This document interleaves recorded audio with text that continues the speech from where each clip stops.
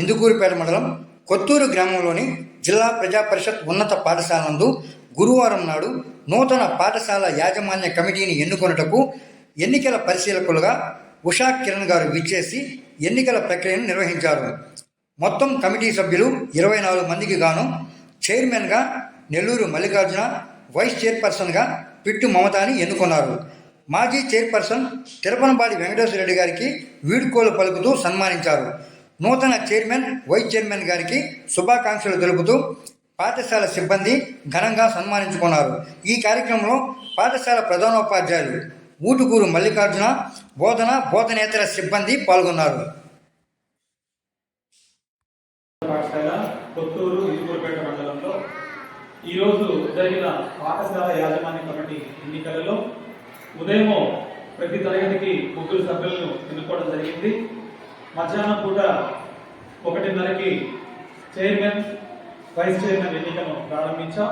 దీనిలో చైర్మన్గా 3 వ్యక్తులు పోటీలో నిలబడ్డారు. వీరిలో ఎన్ మల్లికార్జున అనే వ్యక్తి అత్యధిక ఓట్లతో చైర్మన్గా ఎన్నిక కాబడ్డారు. అలాగే పి మమత గారు ఏకగ్రీవంగా వైస్ చైర్మన్గా ఎన్నిక కావడం జరిగింది. ఈ విషయాన్ని మీకందరికీ కూడా తెలియజేస్తున్నాను. ఒకసారి గెలిచి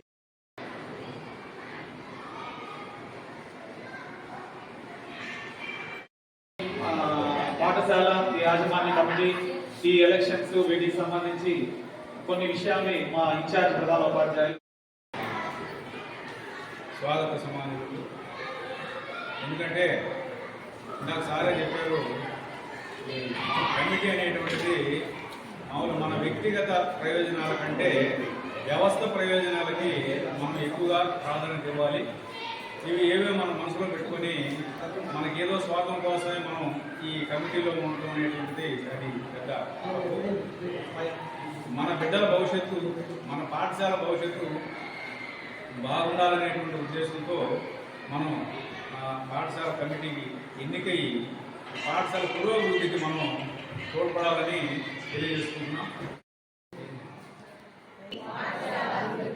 అనగా నమోదు పెంపొందించడంలో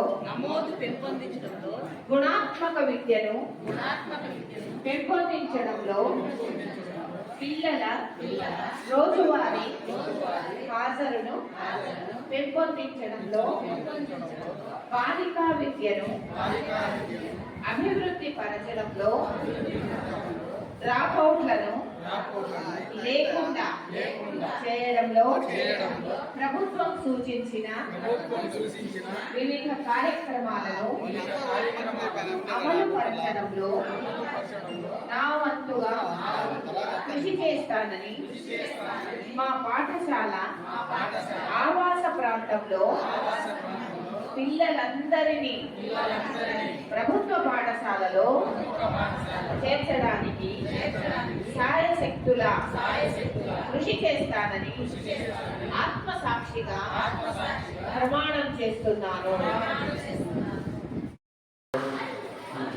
చాలా విషయాలు దాంట్లో చెప్పాల్సిన విషయాలు కూడా ఏమీ లేవు. నేను చెప్పాల్సిన విషయాలన్నీ కూడా అందులోనే వస్తున్నాయి. కాకపోతే మీ పిల్లల భవిష్యత్తును దృష్టిలో పెట్టుకొని మీరు పాఠశాల అభివృద్ధికి తోడ్పడాలని ఆకాంక్షిస్తూ అవకాశం ఇచ్చినందుకు ఏమైనా సమస్యలు వస్తే సార్ దృష్టికి తీసుకొచ్చి సమస్యలు ఉన్నాయి తెలియపరుస్తాను. ఇంకోటి వచ్చేసి మన గ్రామం నుంచి ఈ స్కూల్లో చదువుకున్న డోనర్స్ పెద్ద స్థాయిలో ఎదిగిన చేతలు అయితే అడిగి ఆ గోడ పైకి తీగి గోడ కట్టేయాలంటే గబుక్కున ఎక్కువ అమౌంట్ ఇవ్వరు. అది కూడా అడిగి ప్రయత్నిస్తాం. సార్ చెప్పి ఎక్కువ ఇంకేమైనా సమస్యలు భోజనం ఒకసారిగా చేయలేరు, మనం దృష్టి సార్ కంటే చేయగలం. ఇక కేవలం 2-3 కాదని బాధ్యత అనేది ఇంతవరకు అందరూ చెప్పారు.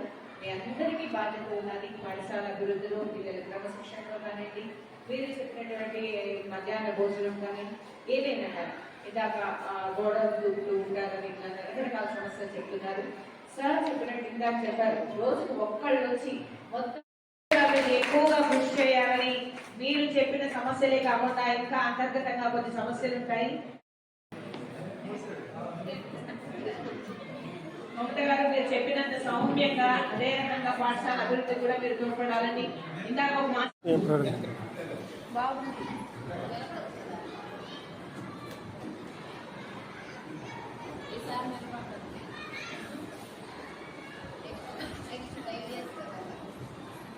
ఫైవ్ ఇయర్స్ కాదు, 2 years.